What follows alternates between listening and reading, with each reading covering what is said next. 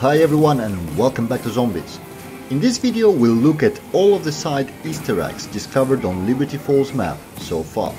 And we'll begin with hidden power-ups. There's total of 8 of them for you to find, and they often come quite handy whether you do the main quest or just playing for the highest round. The first hidden power-up, Max Ammo, can be found immediately from the spawn location at the abandoned rooftop. Look outside the map towards the bridge, and on the right side of it, next to the back of the fuel truck, you'll see a little golden Max Ammo figurine. Shooting it spawns the Max Ammo at your position. The bonus points power-up can be found on the riverside. Go to the comics bookshop and on its right wall around the corner you'll see a window with an AC unit in it. Directly on top of that AC unit is a bonus points figurine that you can shoot. Next up is Max Armor power-up. It's located on the Washington Avenue, immediately to the right if you are coming up from the riverside. Look through the broken door of the white-blue building, and on the right side you'll see a tray trolley. On the bottom tray you can see the golden Max Armor figurine to shoot. The next one is a double points power-up, very important one. It's hidden on the water tower, clearly visible from the groundskeeper yard. Look slightly to the left of the tower leg closest to you, on the horizontal bar below the water container. It's quite hard to see without a sniper rifle, but once you remember where it is, you can shoot it easily with any weapon without actually seeing it. The Insta-Kill power-up is really close by, on the cemetery. Run all the way to the end of the cemetery, to where the 3-plate armor wall buy is. Look at the lower church roof to the right of the big chimney, and you'll see a golden skull figurine right there. Now down to the West Main Street. In the westmost end of it, behind a bus, you can find a full power visible next to a burning zombie behind the concrete barriers. Then we have a nuke as well. Make your way to the Alama or bank rooftop. If you look down through the grated roof windows, you'll see a golden nuke figurine just below, hidden in the chandelier. Shoot it and the nuke spawns for you right there.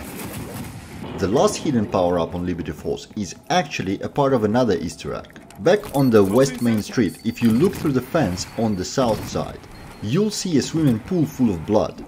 Throwing 3 Semtexes into it in quick succession spawns a massive red orb that flies out of the pool and leaves a bit of salvage and some equipment after landing. It is also followed by several vermin. This little Easter egg can be repeated after you play through a special round. If you repeat it 3 times in the same game, along with the usual salvage, the orb will spawn a fire sale power-up for you. Bear in mind though, that saving and quitting the match seems to mess up the special round sequence quite a bit, and can interfere with the chain, so if you really want to do this Easter egg, you'll be better off doing it in one sitting.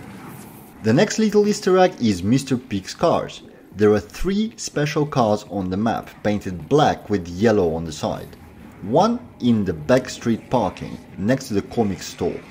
One in groundskeeper's yard. And then one on the hilltop in front of the church. One of those cars will have Mr. Pix sitting at the back seat. If that car is destroyed by a shot from Mangler's cannon, you'll hear Mr. Pix laughing and then a weapon drops out of the trunk. As a general rule, you have better chances for higher rarity weapons in later rounds, but there is always a small chance of wonder weapon, either a jet gun or a ray gun. After 5 rounds, Mr. Pix will appear in one of the remaining cars, so you can do this 3 times in a match. However, if you destroy the car while there is no Mr. Pix there, you get nothing. And same also applies if it's destroyed by anything other than Mangler's cannon. But you don't always have to use your own Mangler's cannon killstreak for it. The Easter egg works just as well if you get a hostile Mangler to shoot the car for you, or if you use your ranged attack during mutant injection. The bowling Easter egg is really cool and is really easy to pull off. In order to complete it, you need to shoot 5 pairs of bowling shoes spread around the map. The first pair is located at the gas station, right under your initial spawn. Look through the window and you'll see it on the counter right next to the cash register. The next pair is on the riverside, at the end of the street across from the comics store. Look through the window and you'll see the shoes on your right sitting on the shelf. For the next, head over to the Hill Street. Just before the cemetery you'll see a white house on your right. Run up the stairs to a broken door and you'll see the shoes under a chair on your right. The next pair is on the cemetery itself. Run all the way to the end to see an opening in the outer fence, right next to the 3-plate armor wall bar. The shoes are hanging from the tree directly in front of you. The last pair is down at the West Main Street in Benson's Burial Services, across the road from the Liberty Lanes. Look through the broken door and you'll see a coffin at the end of the room to your left. The shoes are sitting on top of that coffin. As soon as you shoot the last pair, you'll be teleported into the bowling game. Each player in the squad will be given a bowling ball matching the color of their icon. You can, and definitely should, charge your throw by holding your attack button, which will then make the ball go faster and knock down multiple zombies. The idea here is to achieve as many points as you can by hitting the zombies. Every 100 points, the prizes you get improve, and hitting 300 score also unlocks a calling card and a trophy or achievement. The game is easier with multiple people in it, since the number of zombies scales accordingly. After you finish the game, you can also repeat it after 5 rounds by shooting a shoe in the toilet back at the Liberty Lanes, and you can carry on doing it over and over through your match. Note that the shoe does not appear during the vermin round or if any of the players are interacting with the vault. This is also true for initial 5 pairs of shoes. Another really cool Easter egg is the Aetherella one. You're gonna need a jet gun for it. You can get one by doing the main quest steps or, with a bit of luck, from a mystery box or Mr. Pig's cars. There are a total of 9 Aetherella figurines spread around the map, and you need to collect them all with a jet gun. Assuming you built your wonder weapon in the motel, go around the right side of the building and look up to the motel sign on the wall. Right over the M letter, you can see the first figurine standing. Use your jet gun to suck it in. Then, the comic store has 4 more of those. One is on the little shelf next to the big Aetherella trap. Another is on a small counter in the corner next to the side entrance. The third is on the top shelf next to the quick revive perk machine.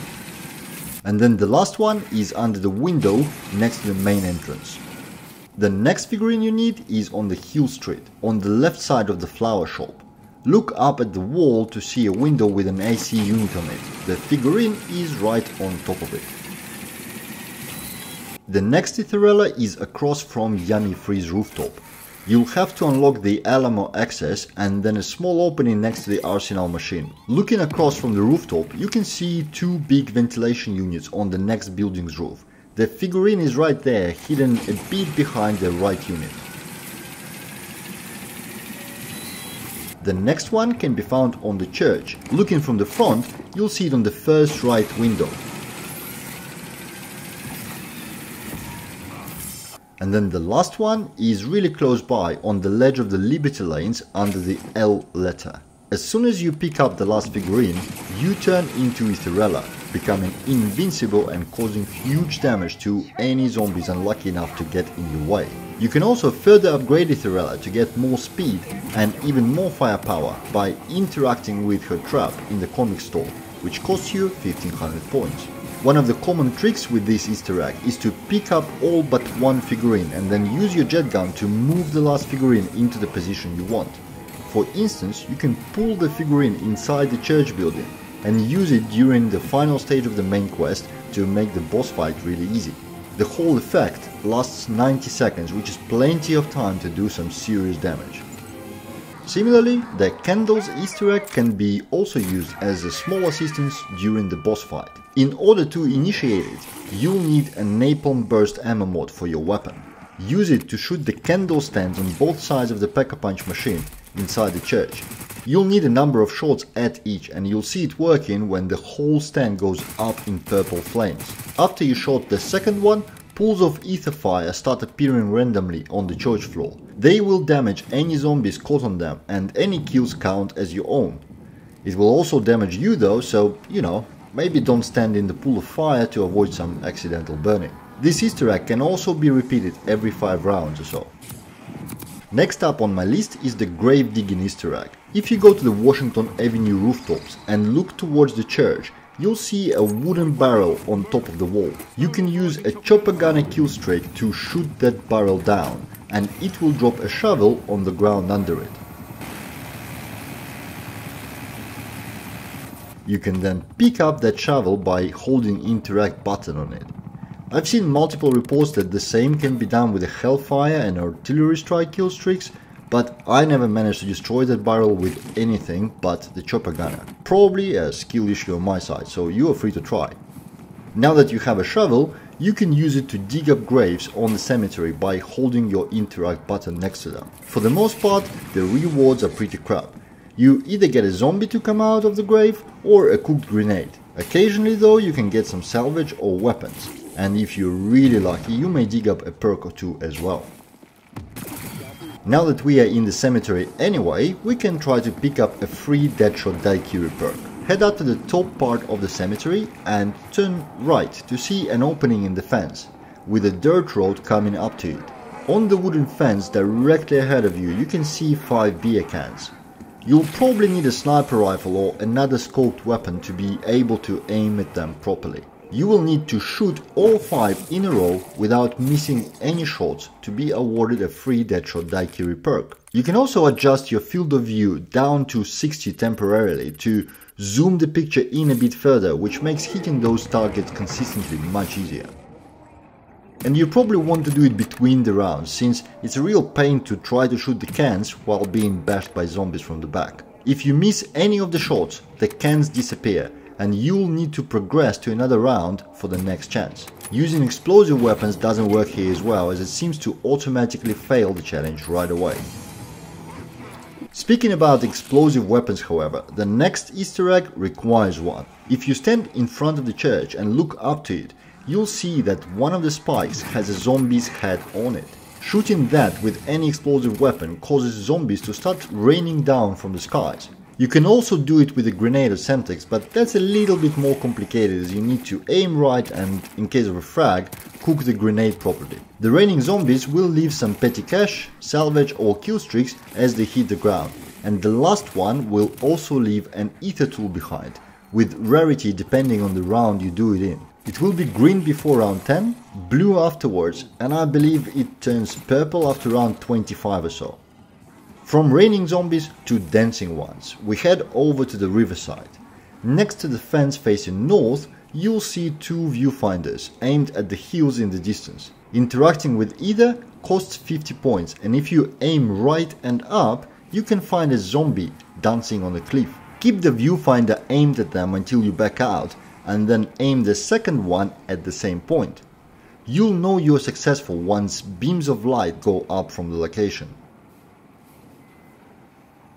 This starts a zombies party, with all zombies in the area rushing to the location and starting to dance, ignoring you and your team completely. However, vermin and abominations don't seem to like the music too much and continue to attack you regardless, so you're not completely safe. The dance carries on for a full minute and you're free to do whatever during this time. And the viewfinders become interactable again next round, but the dancing zombies will no longer be on the cliff, so this can only be done once per match. I'm not sure whether the vault actually counts as an Easter egg, but since it involves a small puzzle, I include it here. In order to unlock the big vault in the bank, you'll need 3 parts of the code that you can find on sticky notes in different locations. The first one is immediately outside the vault, on the bank counter next to the lamp. The second one is in the comic store, hidden under the counter in the middle, so you'll need to crouch to see it. The last note is in the Liberty Lanes bowling. If you follow the right wall from the main entrance, you'll come to the snack bar. There'll be a bucket with beer bottles on it. Shoot or melee the bucket to reveal the last sticky note underneath. Once you have all 3 numbers, you can interact with the vault to enter the combination. Inside the vault are multiple safes that can be opened using the loot keys dropped by special zombies. Next up is a small Easter egg available from the very start of the game. If you go straight from the spawn towards the motel, you'll see 2 vending machines on the ground floor. If you melee the dispenser slot at the bottom of the one further from you, it will drop you a random item, ranging from a useless pack of chips to a ray gun, with the wonder weapon being a very rare drop. You can repeat this every single round to keep getting those rewards each time. However, if you have a melee macchiato perk, hitting the vending machine will break it, so it becomes useless, but You can work around that by equipping your melee weapon first, like a knife or a baseball bat. Since that is not affected by macchiato, you can continue hitting the machine without breaking it. Even smaller Easter egg is a pool table in the Liberty lanes. Shooting or melee hitting the balls on the table will cause all of them to pocket and will grant you 100 points for free.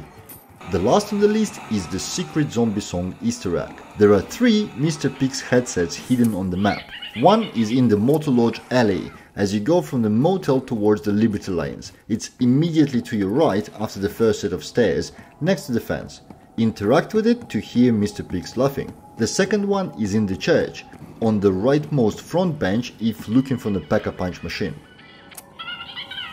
And the last one is on Washington Avenue, under the bench right next to the stairs down to the grease trap patio. Once you interact with all 3, Destroy Something Beautiful Easter egg song will play for you. And that's it, 20 side Easter eggs discovered so far on Liberty Falls. There's probably more hidden around and we'll keep discovering them as the time goes. But for now, thank you for watching and I'll see you in the next one.